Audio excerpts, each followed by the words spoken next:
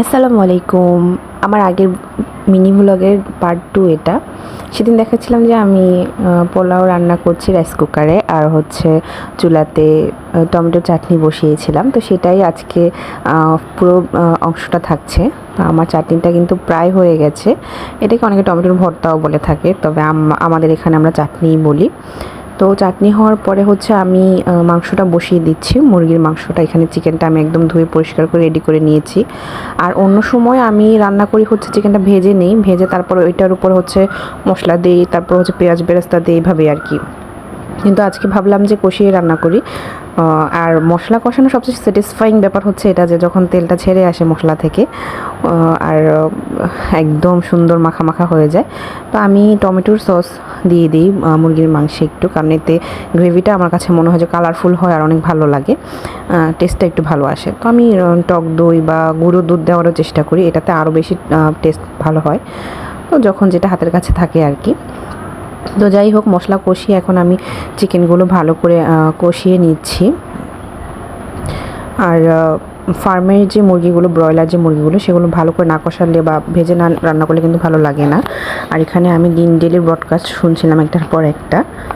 সেদিন বাসায় কেউ ছিল না, আম্মা কেউ ছিল না, তাই আর কি এভাবে টাইম পাস করছিলাম। আর রান্না করতে করতে পুরো কিচেনটা হচ্ছে আমি একদম গুছিয়ে নিয়েছি, আর বাকি যে কাজগুলো ছিল, ঘরটর ক্লিন করা ছিল, সেটাও করে নিচ্ছিলাম। আর এখানে হচ্ছে আমার মুরগিটা কষানো হয়ে গেছে, তারপর হচ্ছে আমি একটু ঝোল দিয়ে দিয়েছি। আর একদম দেখাচ্ছিলাম যে সব কিছু একদম ক্লিন করে ফেলেছি। আর এটা হচ্ছে আমাদের পাশের বাসার একটা পিচ্ছি। তো সে ওই দিন সারাদিনে আমার সাথে ছিল আর কি, বাসায় কেউ না থাকায় ওই ছিল। তো ওকে হচ্ছে আমি আবার দুপুরে একটু লাঞ্চ করাই।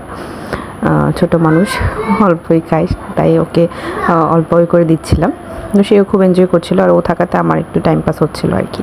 এই তো আমার এদিকে রান্নাটাও শেষ, আর আমি হচ্ছে বাটিতে তুলে নিচ্ছি, তুলে টেবিলে হচ্ছে সার্ভ করে নিচ্ছি।